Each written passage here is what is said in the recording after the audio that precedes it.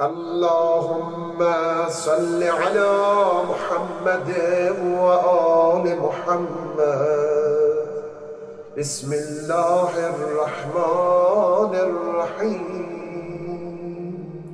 اللهم لا تخذلني فيه لتعرض معصيتك، ولا تضربني بسياط نقمتك، وزحزحني فيه من موجبات سخطك بمنك وآياديك يا منتهى رغبة الراغبين.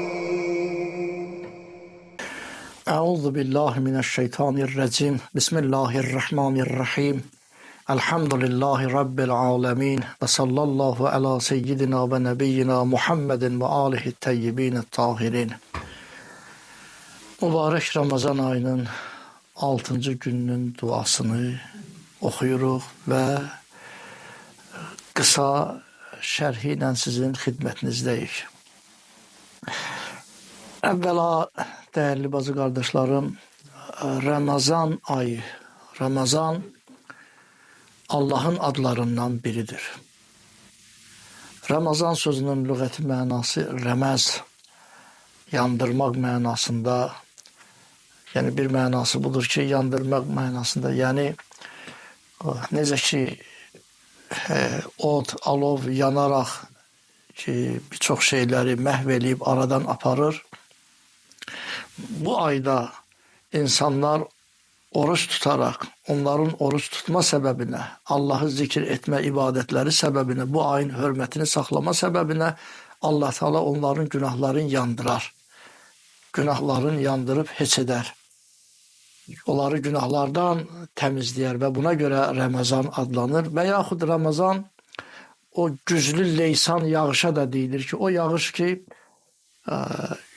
görərsiniz yağar, o daşların üzərində olan ki, aylarla, günlərlə yığılan tozu, torpağı aradan aparar, daşların safı, onların işıltısı üzə çıxır. Bütün toz torpağı yuyur, qaya parçaları, qaya daşlar, ki, qara mərmər daşlar və sair görərsən ki, toz torpaqdan yağış səbəbinə təmizlənir, paklanır.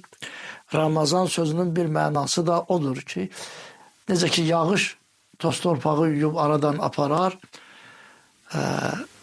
Allah bəndələrinin bu ayda günahları o cürə, o sayaq yuyulub təmizlənər. Və Ramazan qeyd etdi ki, Allahın adlarından biridir. İmam Sadiq əleyhissalatu vesselam buyurur ki, sizlərdən heç biriniz deməyin, Ramazan gəldi, Ramazan getdi. Deyin, Ramazan ayı, yəni Allahın ayı.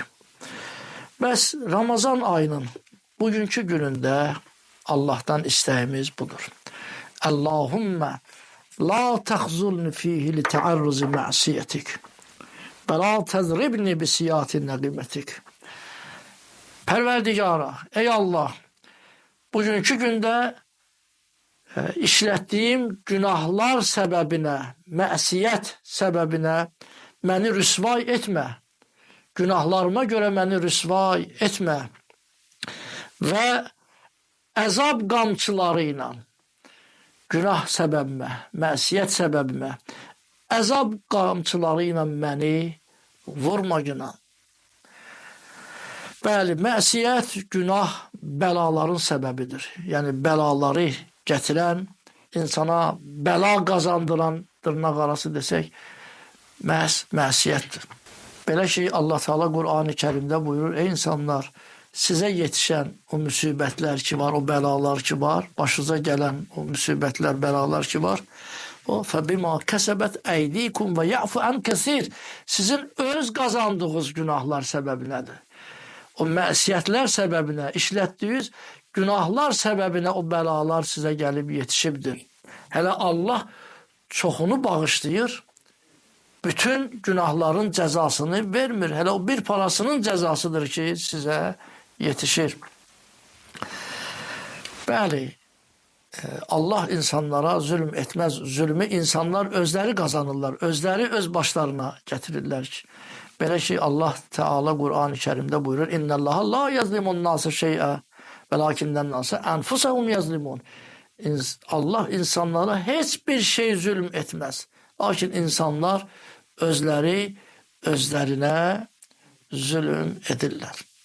Bəli, ey mənim Allahım, bugünkü gündə işlətdiyim günahlara görə, günahlar səbəbinə məni rüsva etməginə və məni əzab qamçıları ilə məni vurmaginə və zəhzihni fihi min mucibati səxətik və bugünkü gündə sənin əzabıva, qəzəbivə səbəb olan bütün o işlərdən məni qoru, məni saxla günah, məni qoru.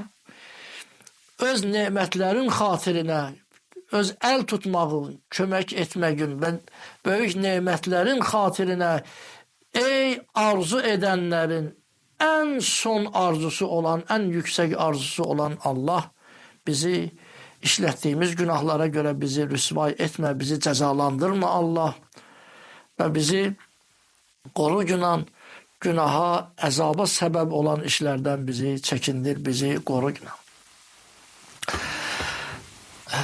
İmam Səccad əleyhissalatu vəssalam buyurubdur: Xələqəllahul cənnə.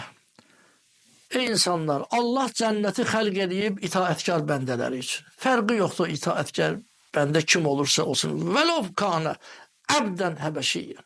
O həbəş zənci qulu olsa belə, həbəş qulu, qara dərili, zənci, həbəşdir. Lakin Allahı tanıyan, Allahın sözünə baxan, məsiyətdən, günahdan çəkinən, Allaha itaat edən bəndədirsə, Allahın sevinli bəndəsi odur. İnne əkramakum indəllah ətqakum. Allah Teala Kur'an-ı Kerim'de buyurur, Allah yanında ən hörmətliləriniz Allah'tan ən çox qorxan, ən çox təqvalı olanlarınızdır. Ve Hz. İmam Səccad aleyhisselam buyurubdur ki, Allah behişti yaradıbdır, ona itaat edən, onun sözünə baxan bəndələr üçün. Hərçənd olab həbəş qulu olsa da belə, cənnət ondan ötəridir. Və xalaqallahun nara limen əsah. Allah cəhənnəmi yaradıbdır kimdən ötəri, kimlərdən ötəri. O kəs ki Allaha qarşı üsyan edir, asidir.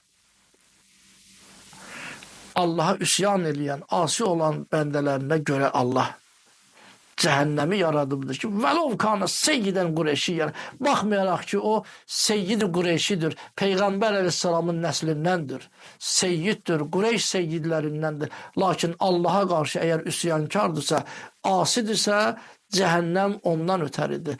Amma əgər həbəş qulu olsa belə, lakin Allaha itaət edən bir bəndədirsə, Allahın mərhəməti, lütfi, Allahın mükafatları ondan ötəridir. Bəli, bugünkü günün duasında Allah'tan istəyimiz bu oldu ki, ey mənim Allahım, məni işlətdiyim günahlara görə, məsiyyətə görə məni rüsvay etmə və məni əzab, günah qamçıları ilə, əzab qamçıları ilə məni vurma, cəzalandırma və günaha, sənin qəzəbə səbəb olan bütün işlərdən məni çəkindir, qoru. Öz nemət verməyin xatirinə, öz minnətin, nemətin xatirinə, ey rəğbət edənlərin, arzu edənlərin ən yüksək, ən ali, ən son arzusu olan Allah. Allah'ın bir izzəti cəlalına Allah Teala dualarımızı qəbul eləsin, günahlarımızı bağışlasın. Allah Teala mübarək Ramazan ayının feyzini, əzəmətini dərk eləyən, ələ gətirən bəndələrdən qərar versin. Əssalamu aleykum və rəhmətullahi və bərəkatuhu.